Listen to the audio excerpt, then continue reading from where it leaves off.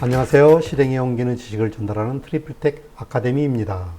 이번 시간에는 LT 스파이스의 아널리시스 모드에 대해 다시 한번 살펴보고 기본적인 저항만의 회로를 통해 DC 동작점이 무엇인지 알아보겠습니다. LT 스파이스에는 다음과 같이 6가지 분석 모드가 있습니다.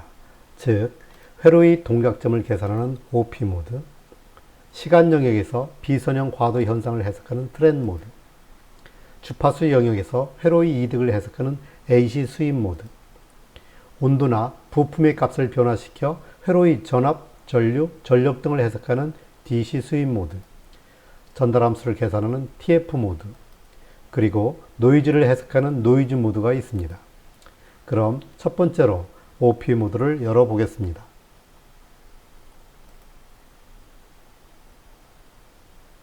자, 이제 전기전자의 회로에서 다루고 있는 DC 동작점이 무엇인지 알아보겠습니다. 기술적 정의에 의하면 DC 전압 또는 전류가 회로에 인가될 때 회로에 있는 모든 노드에서의 전압과 그 회로의 부품에 흐르는 전류를 계산하는 것을 말합니다. 이 분석의 결과는 일반적으로 바이어스점 또는 동작점 또는 간단히 Q포인트라고 부르고 있습니다. DC 동작점은 커패시티의 경우 개방 회로이며 인덕터의 경우 단락 회로로 계산합니다. 대부분의 경우 DC 동작점 분석의 결과는 DC 수입, AC 수입, 과도 현상 분석 등을 위한 중간 계산값이 됩니다. 회로의 동작점을 계산하는 LT 스파이스 디렉티브, 즉 명령어는 .op이고 해석하고자 하는 회로에 텍스트를 기입하여 배치합니다. 예제 1, 기본적인 레지스터 서킷을 통해 OP 모드를 시뮬레이션하는 방법에 대해 설명드리겠습니다. 먼저 오른쪽에 있는 LT 스파이스 단축키에 대해서 잘 숙지해 주시기 바랍니다. 그럼 시연을 보여드리겠습니다. 바탕화면에 LT 스파이스 아이콘을 더블 클릭합니다. 회로들을 그리기 위해 파일 메뉴에 New Schematic을 누릅니다. 이제 레지스터를 불러오기 위해 영문자 R을 누르면 이와 같이 저항 심볼이 나타나게 되는데요. 화면의 적당한 위치에 놓고 마우스의 왼쪽 키를 누르면 부품이 그려집니다. 부품을 연속해서 여러 개를 그릴 수 있습니다. 이제 ESC 키를 누르면 그리기가 종료됩니다. 이제 부품을 지워 보겠습니다. 펑션 키 F5를 누르면 가위 모양이 나타나게 되고요. 마우스 왼쪽 버튼을 눌러 드래그하여 지웁니다. ESC 키를 눌러 자르기 기능을 해제합니다.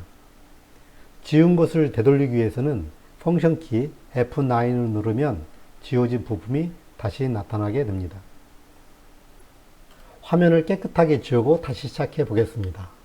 F5, 드래그, ESC. R1을 한 번 회전시켜 여기에 놓고 3번 더 회전시켜 여기에 놓겠습니다. 그리고 회로에 전압을 인가하기 위해 전압원을 불러오겠습니다. 먼저 F2 또는 메뉴의 AND 게이트 심볼을 누르면 이와 같은 창이 나타나게 되는데요. 커서 부분에 볼테지라고 입력합니다. 볼테지를 전부 입력하기 전에 여러분은 볼테지를 찾을 수 있습니다. 엔터 키를 치면 화면에 부품이 나타나고 원하는 곳에 위치시킵니다. 이제 마우스의 왼쪽 버튼을 눌러 화면을 이동시키거나 F7 또는 F8을 이용하여 부품을 적절한 곳에 이동시킬 수 있습니다. 이제 부품을 와이어로 연결해 보겠습니다. 와이어는 펑션 키 F3을 이용합니다. F3을 누르면 이와 같이 십자 모양의 커서 라인이 나타나고 연결하고자 하는 부품의 사각 모양에서 마우스의 왼쪽 버튼을 누르면 그림이 그려지기 시작합니다. 꺾이는 점에서 마우스의 왼쪽 버튼을 누르면 와이어의 방향을 바꿀 수 있습니다. LT 스파이스의 장점은 와이어를 그릴 때 부품을 통과하면 자동적으로 선이 그려지기 때문에 매우 빠르게 도면을 작도할 수가 있습니다. 마지막으로 회로도를 그리고 반드시 그라운드 단자를 연결해 주어야 합니다. 일반적으로 그라운드 단자는 전화본의 마이너스 단자의 기준점이 됩니다. 마이너스 단자에 와이어를 추가적으로 그린 다음 메뉴에서 그라운드 심볼을 가져와 연결합니다. 이제 R1과 R2가 직렬로 연결된 회로가 그려졌습니다. 이제 부품 정보를 기입해 보겠습니다. R1의 값을 넣기 위해 R에서 마우스의 오른쪽 버튼을 누르면 이와 같이 창이 나타나게 되는데요. 여기에 1K라고 쓰겠습니다. 저항의 단위는 5옴인데 자판기에 5옴이 없으므로 시뮬레이터에서는 5옴으로 인식합니다. 엔터를 치시고요. 같은 방법으로 R2의 저항도 1K라고 적겠습니다. 그리고 전압은 2V라고 입력하겠습니다. 드디어 R1과 R2가 전압원과 직렬로 연결된 회로도가 완성되었습니다. 이제부터는 가장 중요한 시뮬레이션 조건을 설정하는 것입니다. 시뮬레이션의 조건 설정과 실행은 메뉴에서 사람 모양을 클릭합니다. 메뉴 탭에서 맨 마지막에 있는 DC OP 포인트를 클릭하고 엔터를 누르면 회로도에 OP가 나타나고 시뮬레이션이 자동으로 실행됩니다. 실행된 결과를 지워보겠습니다.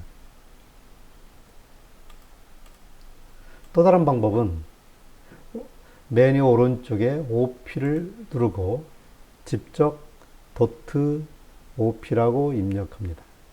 엔터키를 누르면 OP의 위치를 지정하고 ESC로 빠져나옵니다. 그런 다음 사람 모양의 실행 버튼을 누르면 시뮬레이션이 수행됩니다.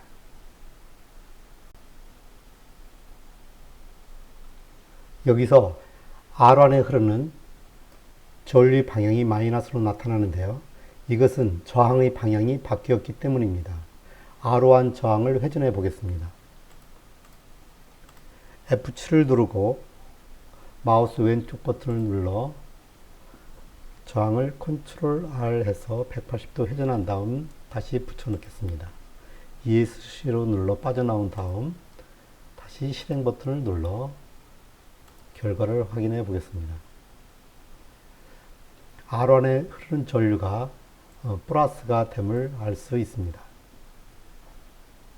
처음에 레지스터를 불러오면 핀 번호는 1번, 2번이 됩니다. 시계 방향으로 90도를 회전시키면 1번이 이렇게 변경이 되겠죠. 여기서 다시 90도를 회전시키면 1번, 2번이 되고요. 다시 90도를 회전시키면 핀 번호가 1번, 2번으로 바뀌겠죠. 대부분의 시뮬레이터도 마찬가지인데 전류 방향은 일반적으로 부품의 1번에서 2번으로 전류 방향이 결정됩니다. 이때 들어가는 방향을 플러스, 나오는 방향을 마이너스로 정의합니다. 마찬가지로 1번에서 2번으로, 1번에서 2번으로, 이쪽도 1번에서 2번으로 전류 방향이 정의됩니다. 우리가 처음에 R1 저항이 전류 방향이 마이너스가 된 이유는 이쪽 부분이 2번이 되고 이쪽 부분이 1번이었고요. R2는 1번, 2번이 됩니다. 회로에서 전화본에서 저항으로 흐르는 전체 전류의 방향은 이런 방향인데요. 오른쪽에 정의한 것처럼 전류의 방향은 1번에서 2번으로 이렇게 흐릅니다. 1번에서 2번으로. 따라서 전화본의 전류 방향이 플러스 방향이기 때문에 R2의 저항은 똑같이 플러스 방향인데 R1 저항은 2번이 마이너스라고 했죠. 그래서 2번이 마이너스고 1번이 플러스이기 때문에 마이너스 전류가 나타나게 된 것입니다.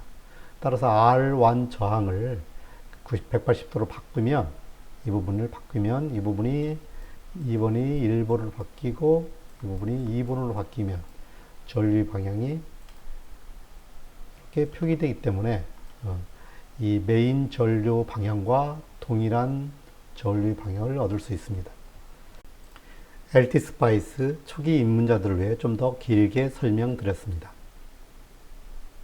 시뮬레이션을 다시 실행해 보겠습니다. 컨트롤 키와 마우스의 스크롤 키를 눌러 확대를 해 보겠습니다. 네. 자, 이제 질문입니다. 이 회로에서 노드가 모두 몇 개로 보이나요? 노드라는 것은 부품과 부품을 연결하는 선의 지점을 말합니다. 따라서 이 회로의 노드는 총 3개로 보이겠죠. 여기, 여기, 여기.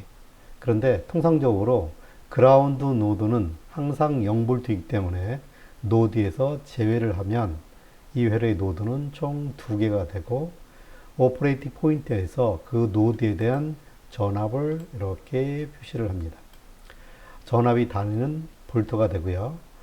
나머지 저항 R1, R2와 전압원 V1에 흐르는 총 전류를 표시를 하게 됩니다. 이와 같이 OP 모드라는 것은 회로의 모든 노드의 전압과 전류를 표시하는 것을 말합니다. 여기서 IV1이 마이너스가 되는 이유에 대해서도 설명드리겠습니다. 전류는 이런 방향으로 흐르고요. V1의 핀 번호는 1번, 2번이 되고요. R1의 저항은 1번, 2번, 1번, 2번이라고 정의하면 회로의 모든 부품의 전류 방향은 1번을 기준으로 들어가는 방향을 기준으로 플러스로 정의합니다. 여기서 들어가는 방향 플러스로 정의해서 이쪽에는 전부 플러스 기호가 나타나고요. 이 부분은 전압원 같은 경우는 들어가는 방향이 2번이기 때문에 마이너스로 표시되는 것입니다. 마이너스. 1번이 플러스고 2번이 마이너스이기 때문에 들어가는 방향이 마이너스이기 때문에 여기에 마이너스로 표시되는 것입니다. 여기서 부품에 흐르는 전류는 알겠는데 노드 N001과 N002가 회로에서 어느 지점인지 확인해 보겠습니다. 잠시 이것을 닫고요.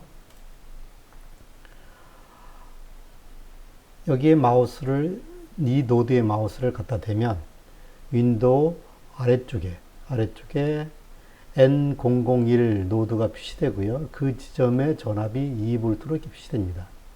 여기에 마우스를 갖다 대면 이 지점은 N002라는 노드이고 전압은 1V라고 표시되는 것입니다.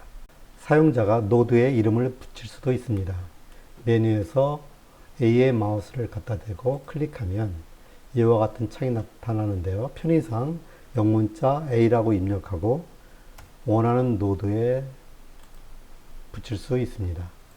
이와 같이 노드가 동일하면 두 지점이 연결된 것으로 간주합니다. 따라서 노드가 다르다면 라벨 명칭을 구별하여 표기합니다. 편의상 B라고 정의하겠습니다. 이 상태에서 시뮬레이션을 실행하면 노드 네임이 변경되어 표시됨을 알 수 있습니다. 이제 노드에 직접 전압을 표기해 보겠습니다. 노드에 커서를 갖다 대고 오른쪽 마우스를 누르면 이와 같은 창이 나타나게 되는데요. Place OP 데이터 라벨을 클릭하면 그 지점의 전압이 직접 표시될 수 있습니다. 그라운드 노드에도 전압을 표시할 수 있습니다.